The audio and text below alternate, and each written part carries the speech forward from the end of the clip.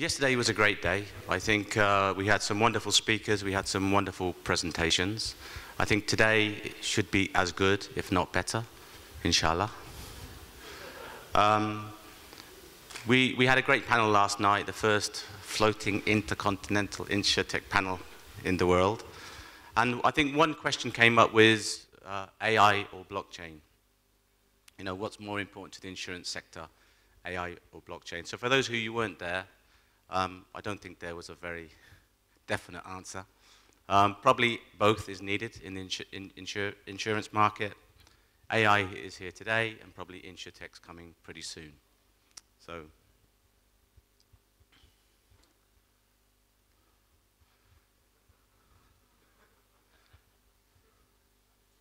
I told you, you know, I come from 6 BC, don't forget.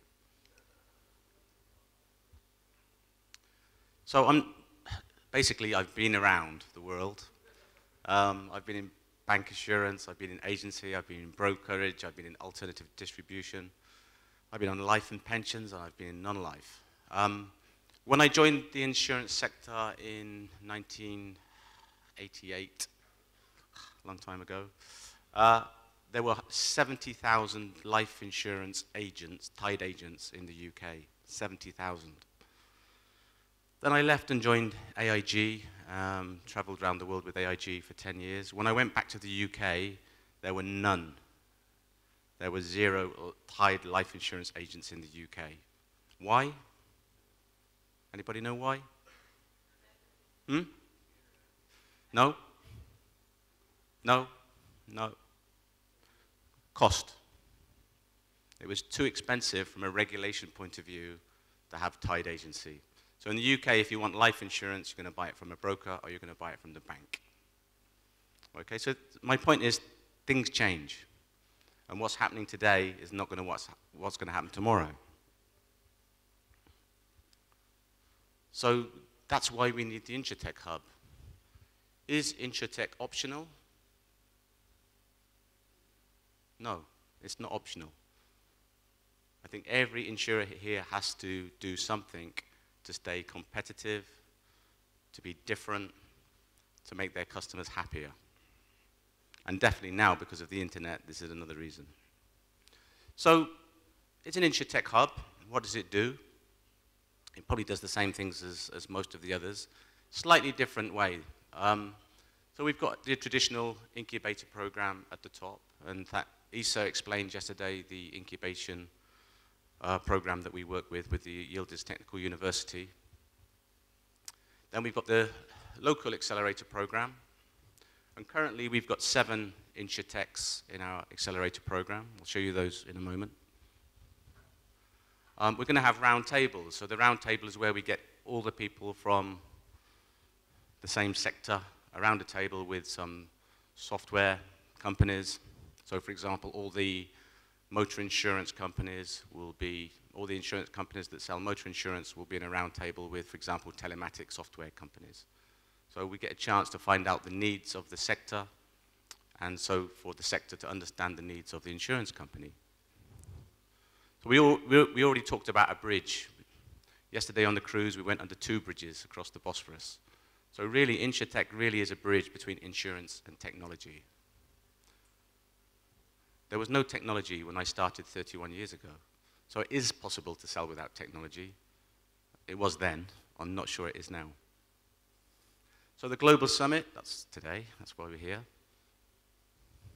And the Global Summit was important because also we get that bridge of bridging Turkey with the rest of the world. So thank you for everybody that's attended. Really amazing. 36 different countries. It's really great for our first event. We'll have a news portal, and we'll be giving surveys, doing surveys for the sector. The meetups, I think the first meetup is in May, and it's about the digitalization of insurance. And we also have an international accelerator program. So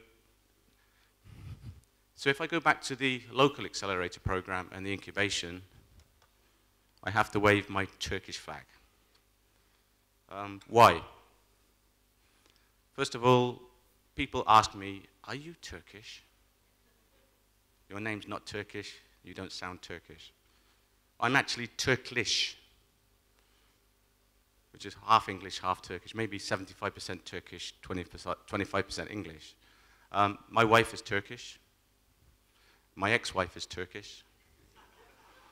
And my children were born in Turkey and are half Turkish. So I think I'm 75% Turkish now. So our mission is to grow, develop, find Insurtechs in Turkey and export to the rest of the world. That's one of our missions.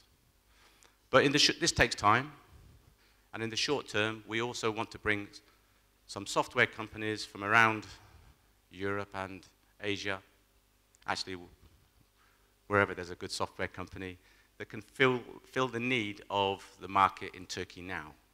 Because Turkey can't wait for five or 6 years for some of these startups to develop. So we've got our local development plan to find new talent, but we have got our international acceleration program, which will bring some of the services to Turkey in the next 12 months.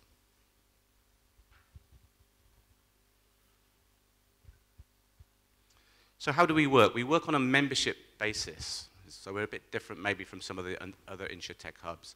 It's a community, it's an insurance community, which includes insurance companies, software companies, assistance services, universities. We've got connections with the insurance associations, the government, EGME, et cetera, et cetera. So the good news is we've already got 2 sponsors. And we only started officially on the 1st of April, so that was on Monday. So we've made a good start. Particularly like to thank Cigna, because they've come in and really put their money on the table. And they're going to be sponsoring our first sponsor of the startup program. So thank you very much, Cigna. Unico's also come forward and will be working with us and the hub. And we also have, as you can see, several members already. So thank you to the companies already on the board. There are some companies here from Turkey that aren't members yet. I'm sure they're going to be. So you'll definitely be hearing from me in the next few days. And we've also got some partners as well. So it's a really fantastic start. If this is going to work, we need to have a membership. The membership and sponsorship is going to pay for the incubator and accelerator programs. So it's very, very important. It's very difficult at the moment to get investments in incubation programs, very difficult. So we've got to raise our money ourselves. 1 or 2 years later, hopefully no problem. Everything's going well. But at the moment, it's key to get the whole insurance community involved.